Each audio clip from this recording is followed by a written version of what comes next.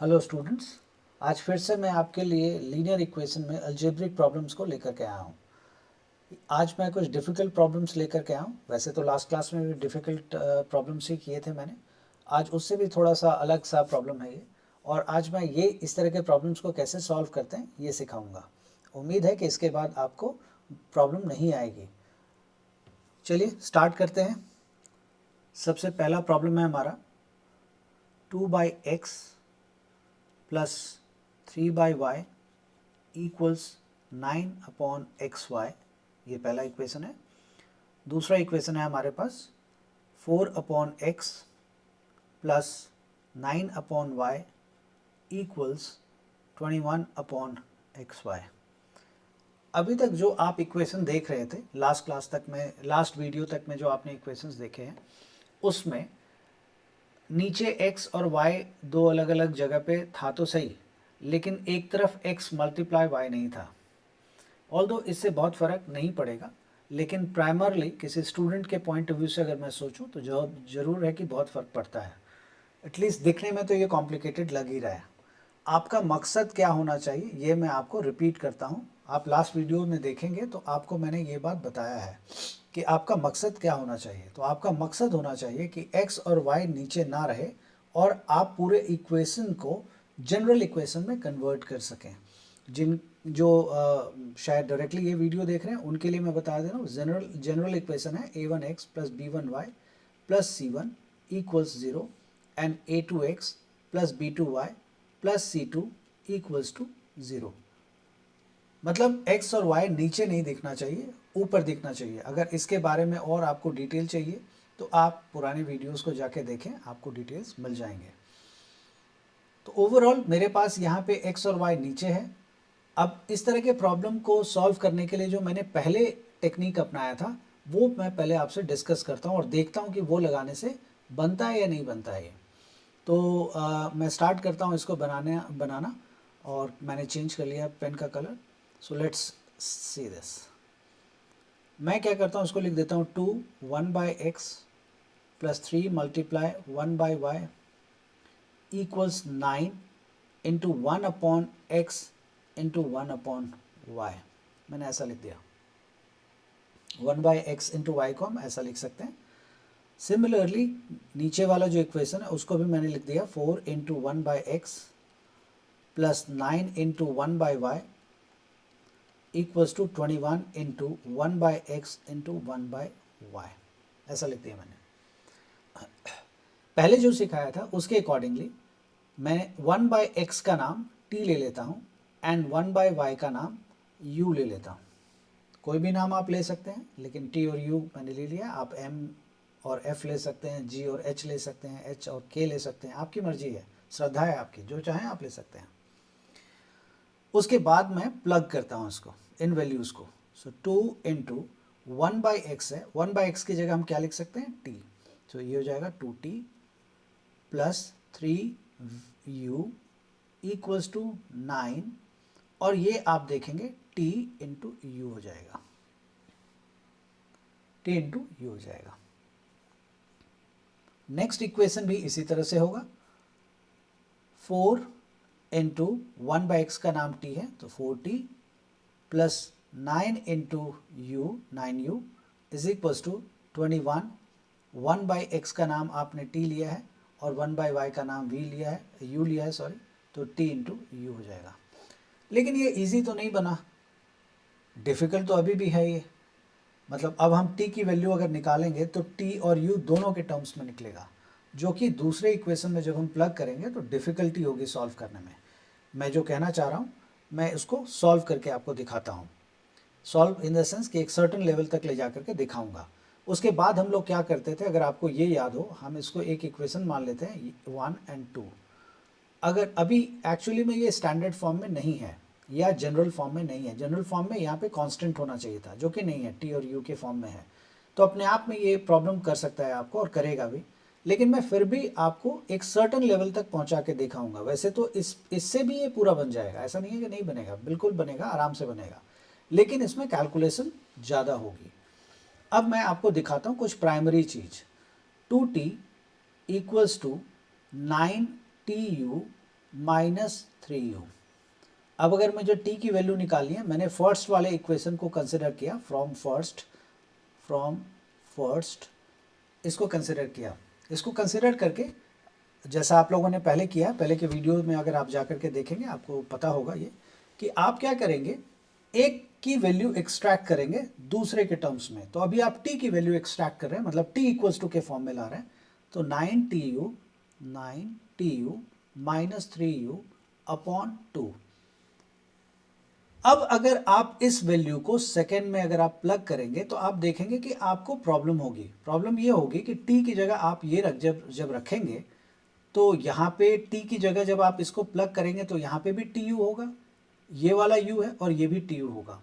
तो आपके लिए सिंप्लीफिकेशन थोड़ा सा लंबा हो जाएगा, सिंप्लीफिकेशन लंबा हो जाएगा।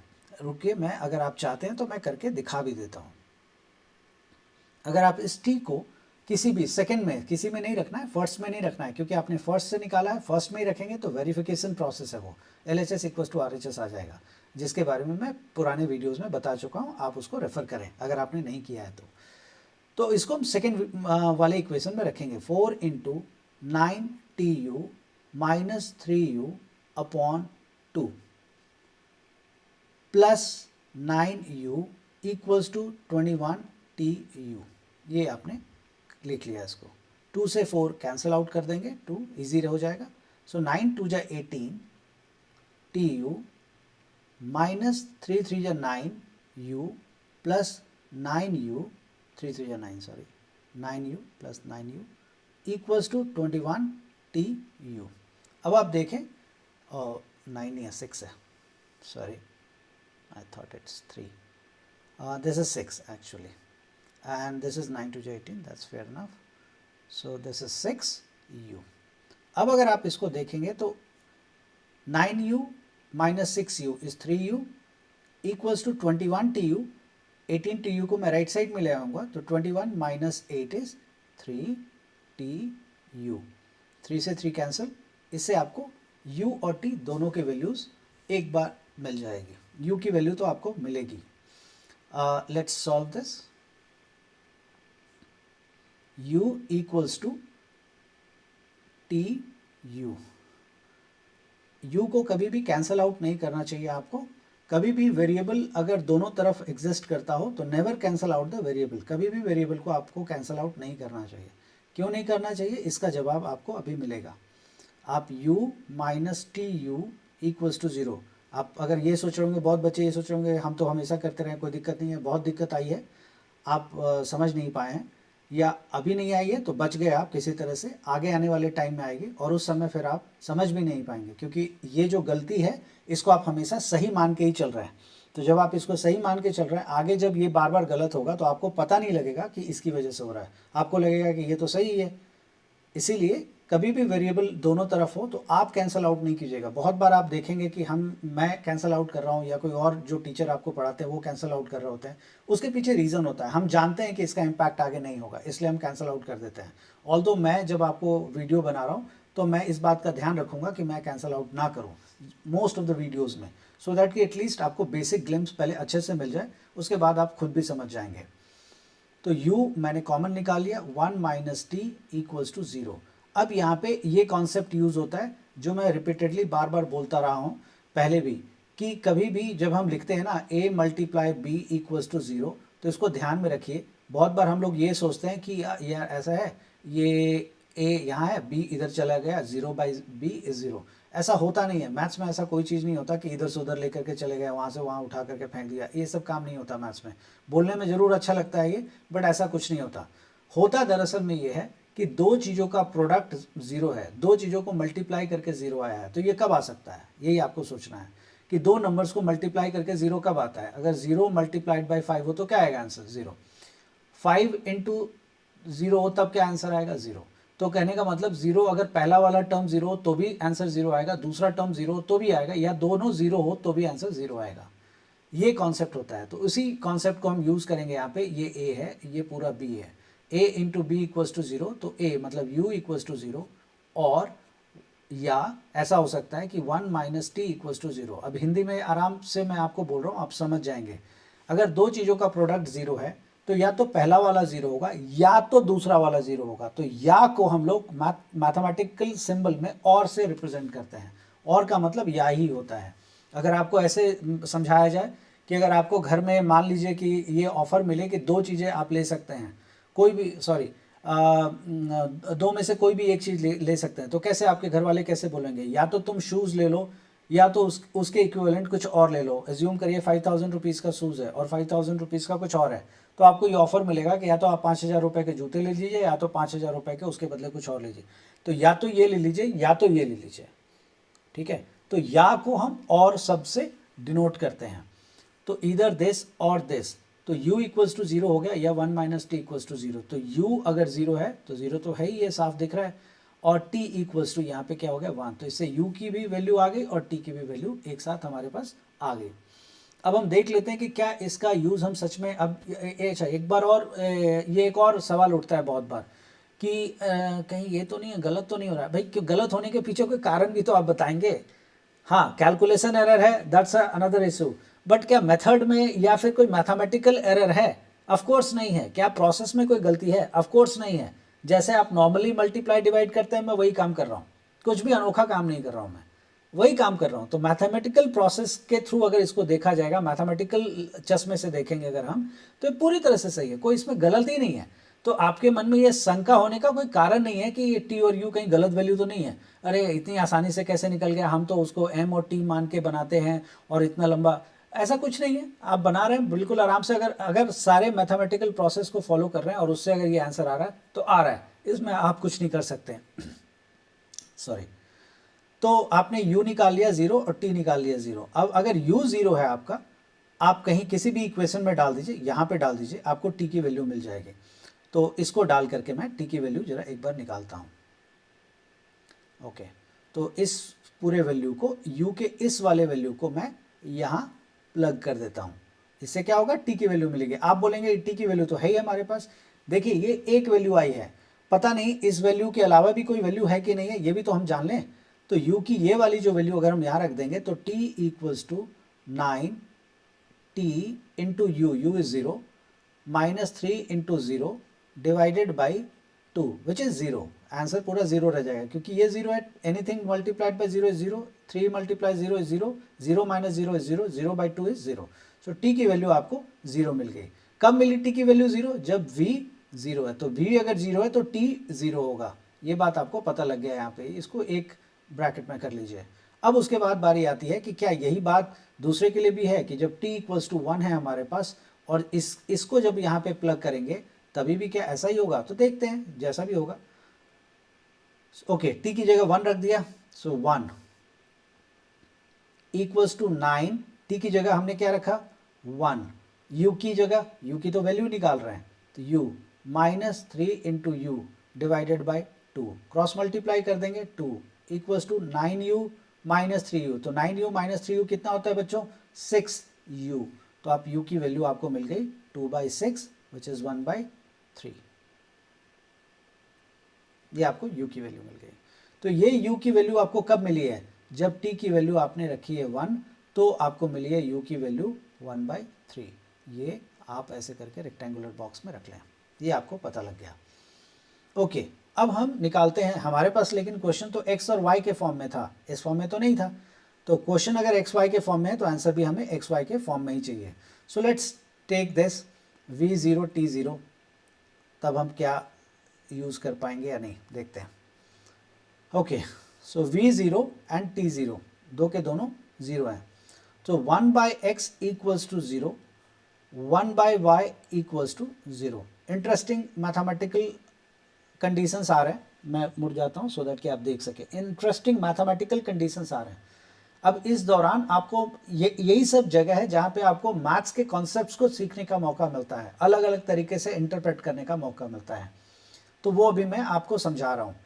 आप एक बात बताएं मुझे कि दो चीज़ों को डिवाइड करके ज़ीरो कब आता है? आप खुद इस बारे में सोचें, मैं तो बताऊंगा ही अभी आपको, लेकिन आप खुद इसके ऊपर विचार करें कि अगर दो चीज़ों को डिवाइड करके हम ज़ीरो लाते हैं तो उसके लिए न्यूमरेटर ज़ीरो होना चाहिए, डिनोमिनेटर नहीं होना चाहिए। याद रखिए इस बात को।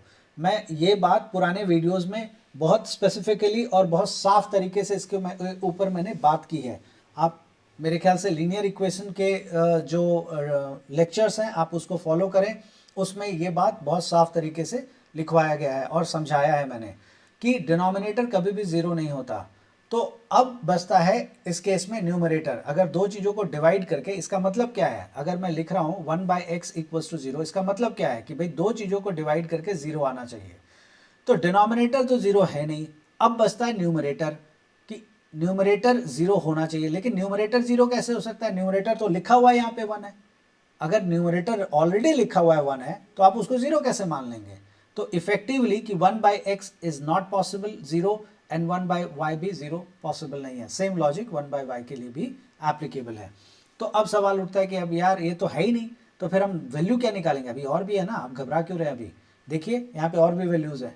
t की जगह 1 है, v की जगह 1/3 है। So let's plug this values, t की जगह 1 एंड v की जगह 1/3। सो t की जगह 1 रख देते हैं। सो 1/x इक्वल्स टू 1। अब x की वैल्यू निकल जाएगी, x को क्रॉस मल्टीप्लाई करें तो x इधर चला गया, तो 1 इक्वल्स टू x हो गया। x की वैल्यू हमारे पास 1 और v की जगह कितनी बोली गई थी 1/3। तो देखिए 1/y, लाइन ड्रॉ कर देता हूँ, 1/y इक्वल्स टू 1/3। आप क्रॉस मल्टीप्लाई करेंगे 3 इधर आ जाएगा, y इधर आ जाएगा, तो y इक्वल्स टू 3। ये रहा। तो x की वैल्यू 1, y की वैल्यू 3। अब हम जानना चाहते हैं कि क्या ये सेटिस्फाई करेगा इक्वेशन को। सो लेट्स चेक उसमें क्या है। x की वैल्यू जरा 1 डाल देते हैं यहाँ पे, तो 2/1 कितना होता है 2। 3/y की जगह कितना है यहाँ पे 3, सो 3/3 कितना होगा 1। तो ये 2 है और ये 3/3 कितना हो गया 1 और ये 9 x इंटू वाई है। x हमारे पास कितना है 1, y कितना है 3, सो 3। देखिए आ गया 3 इक्वल्स टू 3। इससे पता लग रहा है कि जो वैल्यू हमने निकाला है वो ठीक है। दूसरे वाले पे भी आएगा, मैं जानता हूँ क्या आएगा, इसलिए मैं आपको ज़्यादा उस पर स्ट्रेस नहीं कर रहा, पक्का आएगा। 4/x, x की जगह 1 है, x की जगह 1 है तो 4/1 इज़ 4। 9/y की जगह 3 है तो 9/3 कितना होता है 3। तो 4 + 3 7 इक्वल्स टू 21/y की जगह 3 है, x की जगह 1 है, 3 × 1 इज 3। तो 21/3 करेंगे तो कितना आएगा 7। तो 7 इक्वल्स टू 7। क्लियर है कि आ रहा है। इससे पता लग रहा है कि x और y की वैल्यू जो हमने निकाली है वो बिल्कुल सही है। तो क्या वैल्यू आई x की 1 और y की 3। तो ये आप इसके आंसर में लिखेंगे। अब आपके सामने मैंने ये क्वेश्चन किया है। इस क्वेश्चन को इस तरह से तो मैं मान के चलता हूँ कि ज़्यादातर बच्चों ने कभी नहीं बनाया होगा इस तरह से, ना इन्होंने स्कूल में ऐसा बनाया होगा। अब मैं इसी क्वेश्चन को दोबारा बना के आपको दिखाता हूँ और जिस तरह से स्कूल या कहीं और जहाँ भी आप पढ़ते हैं वहाँ पे जैसे बताया जाता है, अब मैं उस तरह से आपको ये कुछ सवाल बना के दिखाऊंगा। दोबारा मैं इसको लिख लेता हूँ। So the question is 2/x plus 3/y equals to 7/xy and दूसरा वाला है 4/x plus 9/y equals to 21/x into y. अब इस सवाल को हम बनाएंगे। अगर आप ध्यान दें यहाँ पे, तो अगर एलसीएम ले लें इसका हम, तो दोनों अलग अलग नंबर्स हैं। तो आप जानते हैं ना, दोनों अलग अलग नंबर्स हों और दोनों का कोई कॉमन फैक्टर ना हो तो दोनों को आपस में मल्टीप्लाई कर देते हैं एलसीएम के लिए। x और y का एलसीएम होगा xy, तो आपने एलसीएम ले लिया और ऊपर वाला इक्वेशन हो जाएगा 2y plus 3x equals to 7/xy। ये आपने इसको यहाँ से ऐसे करके बना दिया। xy से xy कैंसिल हो गया। अब आप देखें 2y plus 3x equals to 7। कितना सिंपल इक्वेशन आ गया, जैसा अभी तक हम लोग कर रहे थे। एकदम आसान इक्वेशन है ये। सिमिलरली ये वाला भी करेंगे तो ये हो जाएगा 4y plus 9x equals to 21। तो यहाँ लिख देंगे 4y plus 9x equals to 21। Repeat करता हूँ, x इंटू वाई का एलसीएम xy होगा और ये हो जाएगा 4y plus 9x equals to 21/xy। xy cancel हो जाएगा जैसा यहाँ हुआ है, तो ये यही आ जाएगा। अब आप इसको नंबरिंग कर दीजिए, नंबर 1 एंड नंबर 2, और आप यहाँ से वैल्यू स्टार्ट करते हैं, हम लोग निकालता हूँ। मैं पेन का कलर चेंज कर लेता हूँ सो दैट कि मिक्स एंड मैच ना हो। So let's do it. So 2y is equals to 7 - 3x। I hope कि आप समझ रहे हैं कि मैं क्या कर रहा हूँ। This method is called substitution method. इसमें हम क्या करते हैं, एक वैल्यू को उठा के दूसरे में प्लग करते हैं। तो उसके लिए सबसे इंपॉर्टेंट पहला काम क्या होता है, पहला काम ये होता है कि एक वेरिएबल को दूसरे के फॉर्म में हम दिखाते हैं। So 2y is equal to 7 minus 3x, so y equals to 7 minus 3x divided by 2। ये आपने y की वैल्यू एक्सट्रैक्ट कर ली। किस में से करी है, फर्स्ट में से करी है, तो आप लिखेंगे फ्रॉम 1, आपने 1 से ये एक्सट्रैक्ट करी है। अब इसको कहाँ प्लग करेंगे आप, सेकेंड में, plug y in equation number 2। तो अब आप 2 में इसको प्लग करेंगे, प्लग करके दिखाता हूं मैं। 4 इंटू y की जगह 7 minus 3x upon 2 plus 9x equals to 21। अब मैं सॉल्व करता हूं उसको, 2 से कैंसिल हो गया ये 2, 7 टू जा 14 माइनस 3 टू जा 6x plus 9x equals to 21। अब आप सॉल्व करेंगे तो 9x minus 6x is 3x equals to 21 minus 14. 21 minus 14 is 7. Am I making, sorry, 9 minus 6 is 3 and 21 to multiply 7 to the 14, 3 to the 6 plus 9. I'm making some mistake, I believe. I'm making some mistake, I believe. Oh yes, now I got it. Why it's wrong? It is wrong because of a wrong question. Wrong question मतलब मैंने गलत लिख दिया। देखें यहाँ पे क्या लिखा हुआ है, 2 by x plus 3 by y equals to 9 by x y, और यहाँ पे देखिए मैंने क्या लिख दिया, 2 by x plus 3 by y equals to 7 by x y, जबकि यहाँ पे मैंने 9 बाई एक्स वाई ही लिखा है। 9 7, ये देखिए 9 ही है, और यहाँ पे मैंने गलती से 7 लिख दिया है, इसलिए ये प्रॉब्लम आई है। कोई बात नहीं, मैं इसको ठीक कर लेता हूँ, मैं इसको दोबारा 9 ही लिख देता हूँ, फिर ये ठीक हो जाएगा, कोई प्रॉब्लम नहीं है इसमें। So let's continue with this. So this is 9, तो ये 9 रहा। सो 9 यहाँ पे 9 आ जाएगा, और यहाँ पे 9 माइनस 3x आ जाएगा। ये 9 माइनस 3x है, this is 9 minus 3x and this should be good. ये अब ठीक है, कोई दिक्कत नहीं है। 9 टू जा 18, ओके, 9 टू जा 18 माइनस 3 टू जा 6x एंड सो ऑन। तो 3x is equal to 21 minus 18। So 21 minus 18 कितना हो जाएगा, 3। आप देख सकते हैं 3x इक्वल टू 3, तो x की वैल्यू कितनी आ गई, 1। अब x की वैल्यू 1 आ गई। अब नेक्स्ट स्टेप क्या है हमारे पास, एक बार अगर x की वैल्यू आ गई, हम उसको, अब आप नोटिस करें यहाँ पे, मैं दोबारा इस बात को नोटिस करवा रहा हूँ कि आपने क्या किया कि नंबर ऑफ इक्वेशन को घटा के एक में कन्वर्ट कर दिया। जो 2 इक्वेशन था, एक की वैल्यू जब उठा के आपने दूसरे में डाल दी तो वो एक ही इक्वेशन में कन्वर्ट हो गया, जो कि आपके सामने है, और वेरिएबल भी एक हो गया है, तभी आप वैल्यू निकाल पा रहे हैं। तो यहाँ पे x की वैल्यू आ गई, और इसी x की वैल्यू को हम ऊपर में कहीं भी जहाँ चाहें, जहाँ आपकी श्रद्धा हो वहाँ आप रख लें। x की वैल्यू 1 है, हम फर्स्ट में रख लें, सेकेंड में रख लें, कोई दिक्कत नहीं है। मैं फर्स्ट में रख लेता हूँ, 2y प्लस 3 इंटू एक्स की जगह 1 equals to 9। So 2y equals to 6। 9 minus 3 को मैंने यहाँ से उठा करके राइट साइड में कर दिया। So y equals to 6 by 2 which is equals to 3। तो आप देख सकते हैं y और x की वही वैल्यू आई है जो पहले हमारे दूसरे मेथड से आई थी। तो यहाँ बोलना ज़रूरी है कि मेथड आपको जो अच्छा लगता हो, जो आपको सुंदर लगता हो, जो समझ में आता हो, आप वो चुन सकते हैं, वैल्यू वही आएगी, प्रोवाइडेड आपने कैलकुलेशन में कोई एरर ना किया हो या कोई मैथमेटिकल रूल की वायलेशन ना की हो। अगर आप ऐसा करेंगे तो कोई समस्या नहीं आएगी आपको। ऐसा मतलब गलत की बात मैं नहीं कर रहा था, ऐसा करेंगे इन द सेंस कि आप उन सब चीज़ों को फॉलो करते हुए अगर आप बनाएंगे तो कोई प्रॉब्लम आपको नहीं आएगी। तो ये एक क्वेश्चन था जिसको मैं आज डिस्कस करना चाह रहा था। उम्मीद है कि इस क्वेश्चन को ये क्वेश्चन को आप अलग तरीके से बनाने की कोशिश करेंगे, और बना भी सकते हैं, और आप इसको ट्राई लें। नहीं बनता है तो आप मुझे दोबारा बताइए, मैं इसी तरह के और भी 2-3 प्रॉब्लम्स को लेकर के वीडियो बनाऊंगा। Okay, bye bye, thank you.